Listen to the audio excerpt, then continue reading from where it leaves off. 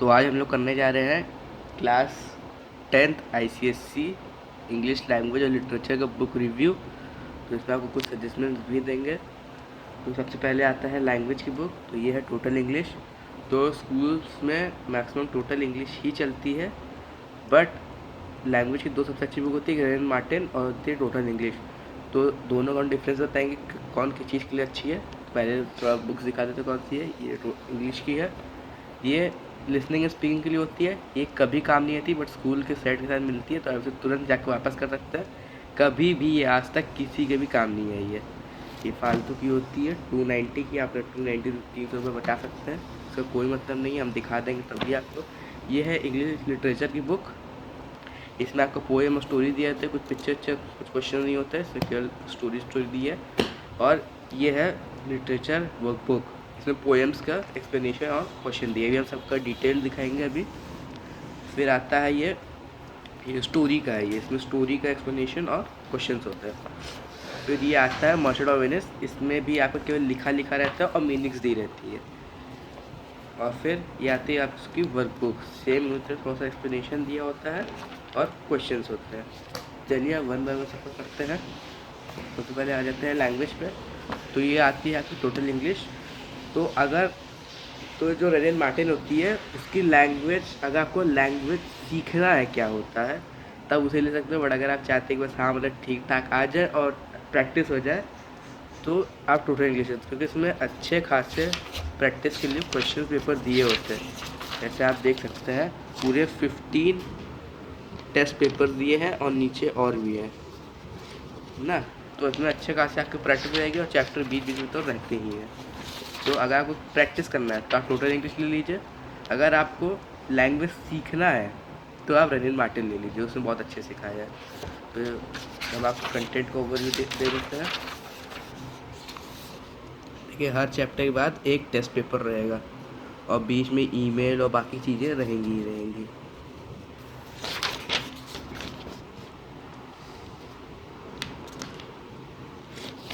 Chapter number 1 पे आते हैं तो इसमें एक्सप्लेनेशन ज़्यादा नहीं दिया होता है। ऐसे हम देखेंगे चैप्टर नंबर 1 में एक्टिव पैसिव, तो ज़्यादा नहीं दिया। ये देखिए बस यहाँ तक दिया है, फिर यहाँ से एग्जाम्पल शुरू हो जाते हैं, तो इसमें ज़्यादा एक्सप्लेनेशन नहीं दिया रहता। फिर देखिए क्वेश्चन इसमें अच्छे खासे दिए, देखिए पूरे में क्वेश्चन ही क्वेश्चन है। फिर ये देखिए आपका फॉर्मेट आ जाता है थोड़ा सा।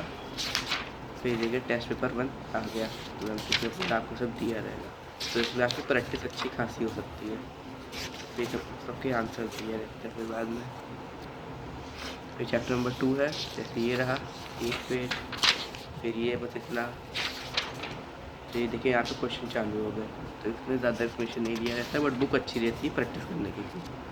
तो आप इंग्लिश सीखने के लिए उसे ले सकते हैं और प्रैक्टिस के लिए इसे ले सकते हैं।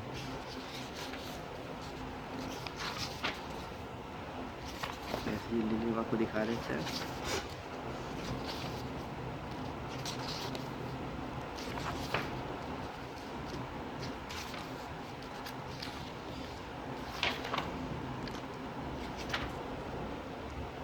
ये देखिए पूरे क्वेश्चन ही क्वेश्चन भरे रहता है। चलिए अब दूसरी, इसका प्राइस है, प्राइस है 285। फिर ये आता है आपका लिसनिंग एंड स्पीकिंग। तो इसमें कुछ नहीं है, लास्ट में एक सीडी दी रहती है, उसे आपको लैपटॉप में लगाना रहता है और फिर सुन के उस पर आंसर देना रहता है। तो ये चीज़ कभी किसी ने काम नहीं है, हम आज से दूसरी बार खोल रहे हैं। पहली बार जब बुक आई तब खोल लेते हैं, तो कभी काम नहीं आती, आप इसे तुरंत वापस कर सकते हैं, क्योंकि लिसनिंग स्पीकिंग कोई भी प्रैक्टिस नहीं करता कभी भी।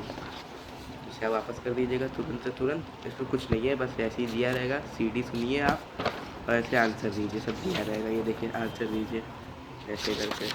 तो ये कभी किसी काम नहीं आते, कभी कोई नहीं यूज़ करता है इसको, तो वैसे फालतू का सेट मिल जाता है। फिर आता है ये लिटरेचर की, तो सब वो पहले दिखा देते हैं। पहले पोएम रहती है, फिर स्टोरी रहती है। तो 6 पोएम 9th में आती है और 6 स्टोरी 9th में आती है, और फिर 4 10th में आती है। तो इसमें कुछ नहीं है, पहले राइटर के बारे में थोड़ा दिया रहता है, उनके हिस्ट्री बारे में कौन थे, और फिर ऐसे सिंपली आपका स्टोरी दिया रहता है, पोएम इस तरह से कुछ दिया है। तो पिक्चर कुछ नहीं रहती। ऐसे ही पूरा है। फिर स्टोरी पे आ जाते हैं, जैसे ऐसे दिया रहेगा, फिर ऐसे स्टोरी दी रहेगी। स्टोरी कुछ पिक्चर से कुछ खास नहीं होता, तो ये बहुत ही चीप मिल जाती है। अभी तो कवर लगा है, जैसे कवर उतार के भी दिखाएंगे हम। तो कुछ इसमें बहुत ही सिंपल सी बुक है, ये देखिए बस ऐसी ही रहेगी, ज़्यादा इसमें कुछ है नहीं। फिर आता है आपका इसका वर्कबुक। तो वर्कबुक सही चीज़ है, इसे आप ले लीजिएगा। ये 200 की वर्कबुक आती है, वो तो 20-30 रुपीज़ की मिल जाएगी हमको।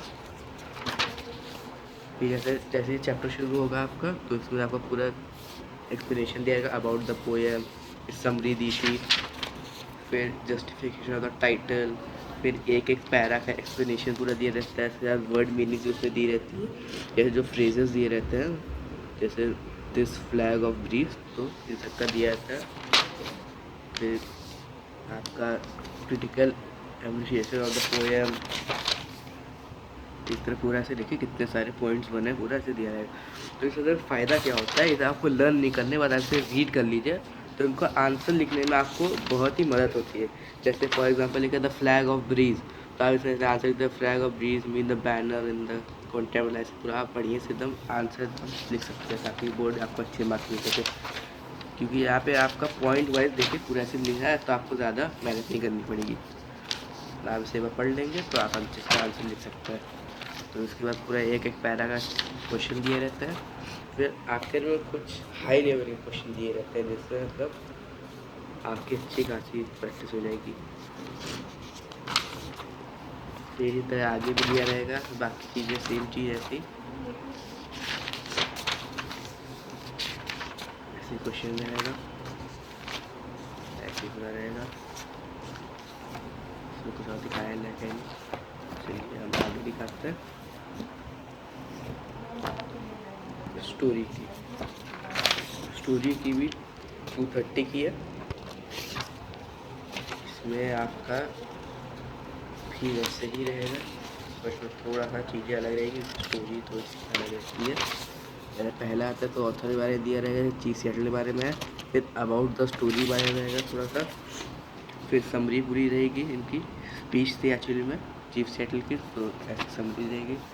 फिर कैरेक्टर्स के बारे में इसमें बताता है, जैसे चीफ सेटल के, फिर थीम्स के बारे में इसमें बताएगा, फिर रेड इंडियंस के बारे में बताएगा, मतलब एक एक चीज़ की स्टोरी के एक एक पॉइंट के बारे में डिटेल से बताते हैं।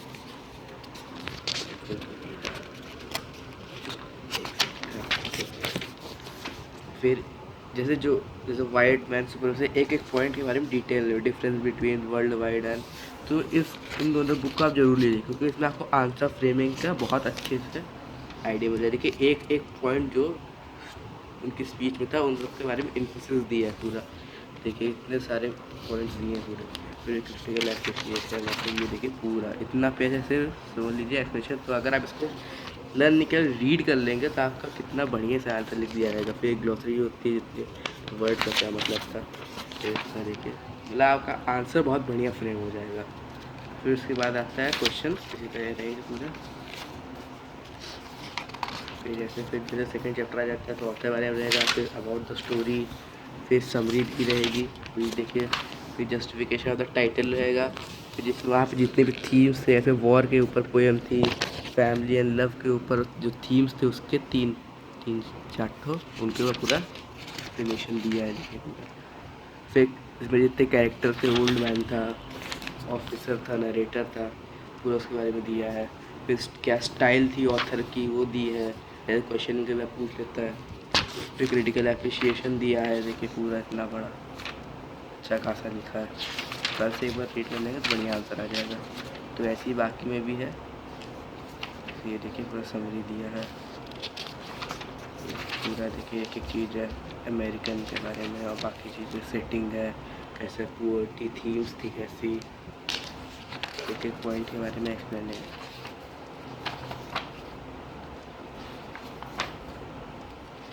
चलिए आगे चलते हैं। फिर आ जाता है मर्चेंट ऑफ वेनिस का, तो इसमें भी कुछ नहीं है, इसमें बस ऐसे कुछ एक्ट्स में डिवाइडेड रहता था, जैसे नॉर्मल प्ले हुआ था। इसमें शुरुआत से आते तो जैसे सीन 1 है, तो इसमें आपका इस साइड जो शेक्सपियर की रियल लैंग्वेज थी वो लिखा है, ऐसा समझ नहीं पाएंगे सूट एड नो।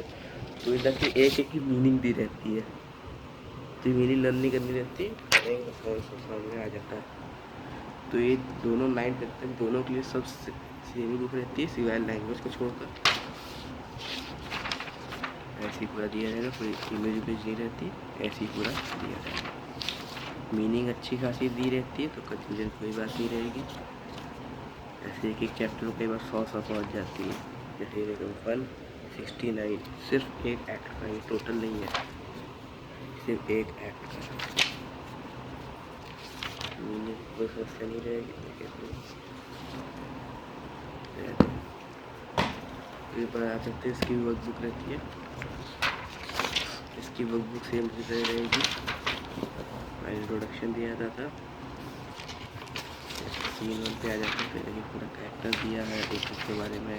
जैसे सीन 1 पे आ गया तो पूरा प्लॉट का डेवलपमेंट बताया गया, कैसे क्या है, कैरेक्टर क्या थे उसके बारे में बताया गया है। फिर क्रिटिकल कमेंट दिया गया है, तो ये सब आंसर लिखने में बढ़िया मदद हो जाएगी।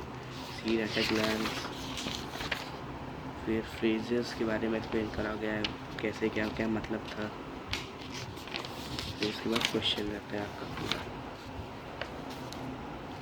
फिर पूरे में है। बस इसमें और कुछ है नहीं, ऐसी सारी बुक्स है ये सब। तो ये पूरा सेट हमको स्कूल से मिला था। तो थैंक यू। अगर आपको कंसाइज केमिस्ट्री बायो या हिंदी या हिस्ट्री जोग्राफी के बारे में भी देखना हो तो हम लोगों ने वीडियो बना के रखी है, और कुछ जानना हो तो बताइएगा कमेंट सेक्शन में। अभी हम लैंग्वेज के मैथ्स के बारे में भी बुक का रिव्यू करेंगे कंसाइज। Thank you.